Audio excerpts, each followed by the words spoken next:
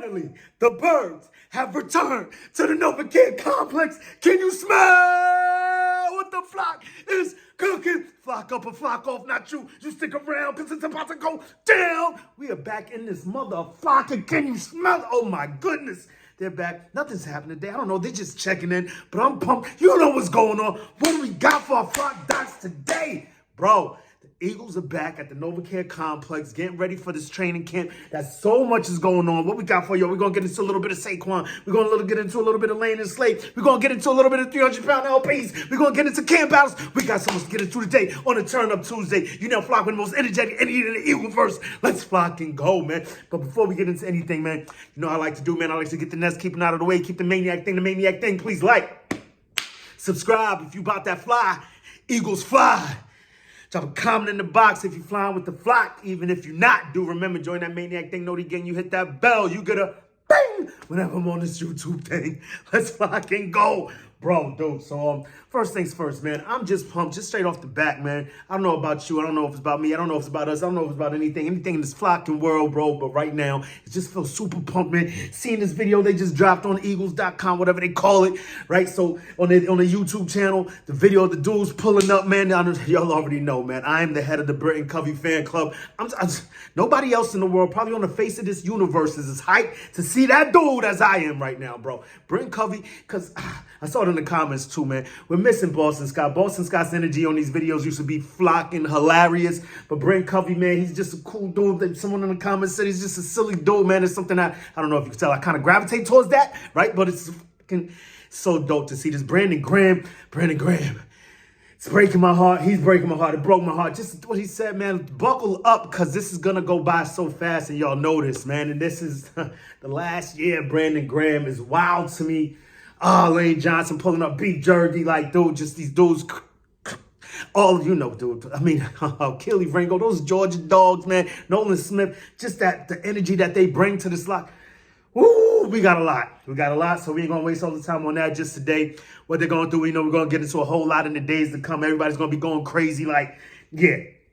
Can't wait. I love it. First things first, though, man. 300-pound LBs, man. What you got? RB3s, RB300s up in this Mitch. I saw somebody posted it, but they had your boy, who was asking for it? Malata's asking for touches. You've got, did I send it to me? Of course I sent it. Oh, nah, that's E-Rock. What am I doing? What am I doing over here? Landon Dickinson, he's asking. Got all these dudes. Malata, holding up Becton. Jalen Carter's asking for touches. These big three, RB300 is coming to a city near you. Could you imagine if we brought back something like the Fridge? You know what I mean? Like how Chicago Bears had the Fridge in 1985, had this big, humongous dude just handing them off. They had Walter Payton back there. So, damn, it's a lot. It's a lot of similarities here, you know what I mean? I mean, that Walter Payton was the greatest at his time, and you got Saquon Barkley, the greatest during these times. It's crazy, right? And then you have these humongous, you bring as a football. Could you imagine these dudes? I've never understood why, especially in the current NFL where you have offensive linemen that are as athletic as they are. Using them as fullbacks would be crazy. You put a Mekhi Becton in front of a Saquon Barkley, they're losing. Which way did he go? Oh, man, we ain't got him. I was going to say Boston Scott. You can tell it's heavy on my mind, man. But yeah, just anybody behind that dude, Jordan Malata, athletic AF. Is you kidding me? Like, dogs, it could be ridiculous. RB300, straight from Philly. Let's flock and go. Let's get this thing going. We couldn't say we was the first, but you know what I'm saying? Like, you know, it's the first time in a long time. Not to mention, you remember Buddy Ryan was with those 85 Bears, and then you know what Buddy Ryan. Come on, if you know Philly, you know Buddy Ryan, man. YK, dogs, you kidding me? One of the greatest defenses of all time, headed by that man. Shoot, probably two of the greatest defenses of all time, headed by that man, Buddy Ryan, Eagle legend. Wish we got some more playoff ones, right? But yeah, you know, and then we're gonna get to a little bit of that. Oh snap! Another episode I believe comes on tonight, and I'm still talking about last week's episode. Not to mention Saquon Barkley was on with Diana Rossini. She had an interview with her. I wish Chase Daniel was there because I mean, just to add that player effect to it would have been flocking awesome. But you got RB1, and I felt like the Giants, just the last dig at that episode. I mean, you know, watched it back. I forgot to say it last time I was on here, but they were speaking to something. I believe Joe Shane may have said it. Although, yeah, it had to be Joe Shane. Joe Shane, not Dable. Maybe Dable said, I don't know. One of the two said that, why pay our quarterback $40 million to hand off to a $12 million running back? And I felt like that may have been a jab at the Eagles, maybe, in post and editing. I was like, yeah, drop that in there. Just give him a little kick again. And we'll see how we feel about that. But I mean, like, what better thing to have your quarterback do than to have someone like Saquon Barkley next to him to protect him? And I'm going to leave it at that because... You know what? Yeah, man, so many the camp battles, the things to get into. Oh man, gonna take a quick little side stop real quick. Take a quick little sidebar, right? So, in watching that and thinking of like the quarterback and trying to make your quarterback better than the things that they need, there was this video that my boy Optimistic Giants fan sent me. This dude, oh man, two dope videos from some dude. He's breaking down Daniel Jones. He's breaking down Jalen Hurts, and I'm like, damn. And the guy he was trying to give a lot of the credit for last year's woes to Sirianni and the coaching staff and Brian Johnson, And through watching it, I couldn't help but say, you know what? We got to put a lot of this on Jalen, man. That's my boy. That's H1M, Jalen Alexander the Great. Hurts. That's my quarterback, man. But sometimes you got to call a spade a spade. You got to call it how you see it in this camp. I mean, last year's camp, every step of the way I watched it, showing up to the Eagles open practice, seeing the way he was moving the ball, just like he was making another step like he always does. Like I always tell you, man, you can count on three things in life. Depth, taxes, and Jalen Hurts will be better the next year. He will always get better. And last year, while he got better in numbers, as far as touchdowns and yardage, the one number that we hated the most was the interceptions and, of course, the loss column. Flock out of here is just not our style, not what we like to do. Definitely not what Jalen Alexander the Great Hurts likes to do. But, however, it seems to be it through watching this tape and these videos that he put up, and he's like, they set him up wrong for this, they set him up wrong for that, and maybe he was being coached wrong, but I mean, just certain things, you're like, you put a tight end in motion, have him come back around and go out into the flat, and this is the press beater, this is the blitz beater that you implemented, but you throw a slant to it was wild to me, like, what, I believe it was that in the Tampa game? Oh man, it was just wild. Just so many times you see these guys running open, and man, like I just hope it was a mind thing, a mind glitch, the knee, coaching, all kinds of too much cacophony in the locker room. I don't know, just something, just not him, or even if it was, just for him to get back to where he was at in the previous year. Because, I mean, like I said, you keep hearing it like, he needs to learn how to go from the pocket, he needs to do this, he needs to do that, da-da-da-da. Like, dude, he was one of the best, if not the best pocket passer in the 2022 season. So for him to flip that whole script in 23 and look the way he did, not to mention, I believe he was like one of the top quarterbacks against the blitz. And then, and then they were just saying Daniel Jones can't read at all. It was flocking hilarious. But back to training camp, our training camp. What's going on today? While I'm so hyped and why we're here for this therapy session, because sometimes you don't always come to therapy because you're too low. You come because you're too damn high. So I need to calm down because this is crazy what's about to happen, where we're about to see the mission that we're about to embark upon with this season, man. Not to mention, like I said, Diana Rossini, she interviewed Saquon Barkley, and it was just, she had the same sentiments as me. Like, prior to me watching the video, I come out, see Mega Maniac. I was about to call him Little Maniac. He's no longer, that's Mega Maniac now, right? About to come over to Mega Maniac. I'm like, bro, like, I know all this offseason, all we've been doing is talking about Saquon Barkley, and it's like, yeah, we got your boy, we got your team, we got you know what I'm saying? We snatched up the Giants' greatest player, and da-da-da-da. Like, we got this dude. But it's finally dawned on me, like, no, we're about to see this. Like, at first, it was just something dope to have on a menu, something dope to look at, a dope jersey, a dope picture, something you ain't really seen in action yet. Dude, you know how close we are to seeing this come to fruition, this thing go on the field? Like, in Brazil? Are you kidding me? Bob Passados? That means go birds in Portuguese, if you didn't know. I can't wait to see this thing before I forget, man. I kept the maniac thing because I'm flying over here. I do this on the fly. Dude, like, forgot to get the main thing out the way, so let's keep the main thing. Hope this video finds you good vibes, good tides, fly eagle, fly skies. If you're not there, hope this helps you get there, because we already in here. Oh, yeah. So we got that going. And Saquon Barkley is officially, well, you know what? We can't really say it's official until we see him on that field, running over the Green Bay Packers. Oh my good. He can't wait himself. He intimated as much to Diana Rossini, saying that he just can't wait for that first touchdown in Lincoln Financial Field to feel that energy that he used to always crave for from the other side, albeit he didn't know. Subconsciously, that's what he was craving for. He was mad when he was on the other side. Like, look at these people. They're crazy. They're lunatics. What's wrong with these people? But now he's going to be able to feel that passion, that love, that camaraderie that you can only get from the Eagles fan base. So I can't wait to see that. Plus, it was awesome to hear him speak to his side of the story. And I mean, just the way he laid it out, man. The dude, you can't say is anything less than top notch, top tier, great people, amazing person. He intimated like you could, he's a person, basically like human being is what you're seeing when you're dealing with Saquon Barkley. You're getting no filler, you're getting no bluster, you're getting it straight, real straight, how he felt when he went through it, how he feels now. And there seems to be no vitriol. One thing for sure, two things for certain, three things for damn sure, is that you could tell that he wanted to be a Giant. That's the one part that gets me a little, he wants to be there. But you know what? That was in the past. This is now, and it seems like he's got his head screwed on right. He knows he's where he wants to be. Speaking as much to being in that locker room, he said, you come into the meeting rooms and you look around and you're like, that's Jalen Hurts.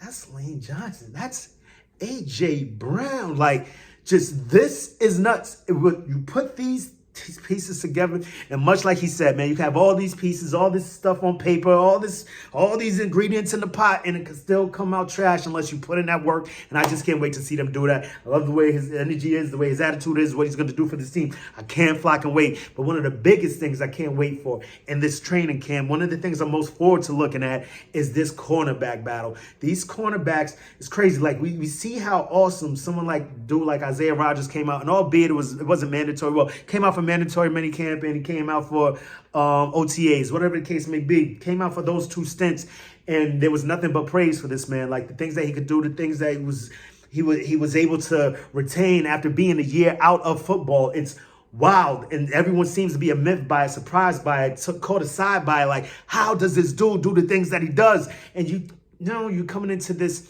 part of the season where you're like, there's a possibility that he could be trade bait. He could be because I mean, the level of talent, and you have to take into account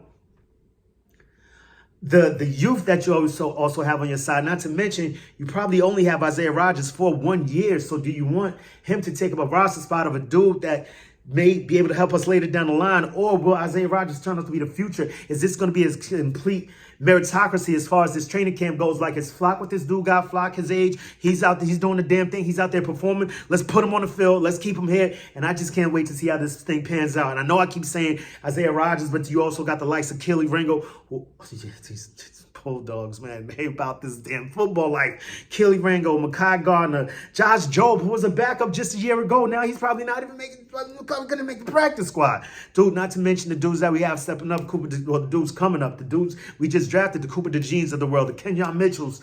This is going to be this is the one that I'm most going to be tuned into as much as I can, as much as I possibly can, because they don't show us anything. They barely show us anything from these Eagles practices, and I get it. That's our style. That's the way we do. And you know what? If it works for us, if they like it, I love it, because if it works for my team and making our team better, you know what? Sometimes I can throw on the blinders. You know what I'm saying? Wait till the prize is over. Surprise me.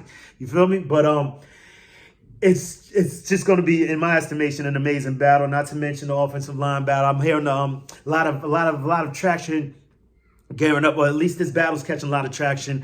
That Steen and Becton battle. You hear someone like Stoutland refer to Tyler Steen and compare him to the likes of Brandon Brooks, which is like, wow, if you know Coach Stout, that's one of his favorite players ever. So, and he actually says, if you want a prototypical guard, that's the guy that you can model him after. And he says that Steen is checking damn near all of the boxes as far as the comparison to Brandon Brooks. And then you look at a mountain of a man in Mekhi Becton and what we can do over there with that. Like, it's just so many battles, so much to come in these coming days. And I'm just pumped for it. I'm hyped for it. And yeah, and like I said, we're speaking about the backs and we're speaking about the offensive linemen.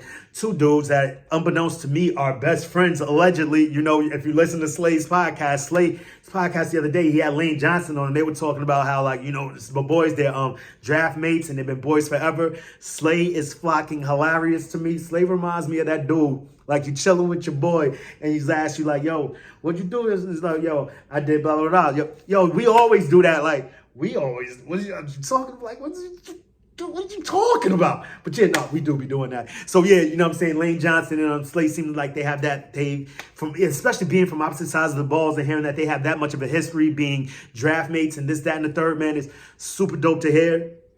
And I'm just hyped for what they're going to bring to these both of those rooms, being that they say they're going to have to step up, at least as far as their leadership capacities go this season, due to the fact that we're losing a Fletcher Cox from the defensive room, who I believe Slade did go to college with. which is crazy. So that's dope. And, Lane Johnson was Kelsey's line mate for what, the last 13 years, since he's been here, 12 years, 12, 11 years, whatever the case may be. Like, it's going to be awesome to see these dudes step into their leadership roles and perhaps, hopefully, catapult us into the next step of this process, especially, by losing these two guys, and not to mention the guys coming in and having GJ back. They spoke to that, having him back as far as, bring that swag back to that locker room. And then Slay brought up an awesome question. I was shocked, from an eagle to eagle. Like, what are your thoughts on what happened last year as far as those last 6-7 games? And it's like, it's Lane Johnson and Slay both were like, dude, we weren't slacking. We was going in there putting that work. But for whatever reason, whenever they stepped on that field, things just seemed to go south. And Lane Johnson compared it to the Titanic. You're rolling 10-1. Slay was like, yo, we just beat the Cowboys. We just beat the Chiefs. We just beat the Bills. Bang, bang, bang. You remember that gauntlet that everyone was talking about prior to last season? Like, that turned out I want to say the easiest part of the season, but got through that. And then go on and lose to the Giants, Cardinals, and Seahawks. Like, what? It was, I never saw that coming a mile away. And neither did Lane Johnson. And he compared it to the Titanic. You're rolling right along, 10-1. You think you're on the unsinkable ship, and boom. And he compared the freaking Niners to the iceberg, which... But you know what? It is what it is. That's what happened. Boom, ran into them, and it seemed like from that point on, season straight downhill. Trash, trash, trash. And then he also spoke to one of his former teammates in college. He also went to Oklahoma. Trent, whatever the flock his name is. Lane. Nobody wants to hear about Trent. Trent Williams from the 49ers. Get him the flock up out of here. But you know what? You got to give credit where credit is due. He is definitely one of the tops in the game. And Lane Johnson is that. And Slay just kept banging it to us, said how much he is that nice. And I think he was waiting for Lane Johnson to be like, no, you're the best. No, but nah. Slay has definitely been one of the best since he stepped over here and come to this side. Not to mention, I saw what he had 15 pass BUs, pass breakup, pass BUs, PBUs last season. That's the most in his career since he's been here with the Eagles. So that's super dope. So it seems like this dude's getting finer with time. I know a lot of people, he left a lot to be desired last season, but he was also playing hurt. But if you're on the field, flock that hurt stuff. If you're playing, you're playing. But I still think he still had a phenomenal season, regardless of what's going on with the rest of that defense. And I just can't wait to see how that goes. We're going to get to see what Vic Fangio does with this defense, making it better. Kellen Moore making this offense better, giving Jalen Hurts the answers, please, because that was another thing. As much as I can say from watching the tape, there's a lot of blame to be put on Jalen Hurts. He was also left without the right answers to the questions last season as far as hot routes and cross and the go routes, and this seems to be our thing. And I don't know, just leads me to ask the question, were we cheating the year prior? Boom, okay, so Jalen Hurts may not be too well at throwing the ball across the middle of the field, so we're going to beat the zero blitzes with over-the-top passes, and we were crushing them with that. Now teams were just sitting back on their heels waiting for us to throw those passes last season. There was no, and that's another reason. See, I don't know, it's always back and forth. You could blame it on the coaches for that matter too, because there's no adjustments. They know that we're doing this, and we're not going to, they're going to stand back on their heels. What about comeback routes? You know what I mean? Long crosses, short crosses, slants, whatever you want to call it. I don't know. And if we could see it, I know they had to have been able to see it, but maybe just when you're in the midst of the battle, you can't see. When it's this close to you, you can't see nothing. You know what I mean? Maybe perhaps you take a macro step back and see things as a whole. You can see it better, and that's exactly what I hope we see this season with our flocking Eagles, and I just can't wait, man. Got into Isaiah Rodgers. We talked about Slay and Lane. Got into our RB 300s. Yeah, man, and just these big ass camp battles, the biggest camp battles that we're gonna see coming up, man. I just can't wait, man. Saquon Barkley is on the Eagles, dog. This is crazy. We have two top-tier wide receivers, not to mention one of those wide receivers, the NFL 100 is out, and I'll leave you with this. You've got our boy Devontae Smith at 90, and we've got Saquon Barkley at 86. I don't really care about the numbers where they laid at. It's just dope to be recognized by your peers in that top 100, wherever you may fall, man. I'm just excited about this season. Can't see where everyone else lands. Can't see where this flag, where these Eagles land. Can't wait to see how everything Let's flock and go. I can't wait, man. Till the next time, make it the best time. In the meantime, between time, keep it a green time. You know how we like to do around this time, about this time, at this time, man. We always got questions. It's always Eagles o'clock around here. What you gonna do when Eagle Mania swoops down and runs wild on you? Say it with me one time, y'all. Eagles. Eagles. That's a good one. Oh, yeah, we ready. We in camp mode, baby. Let's go. Get the flock up out of here.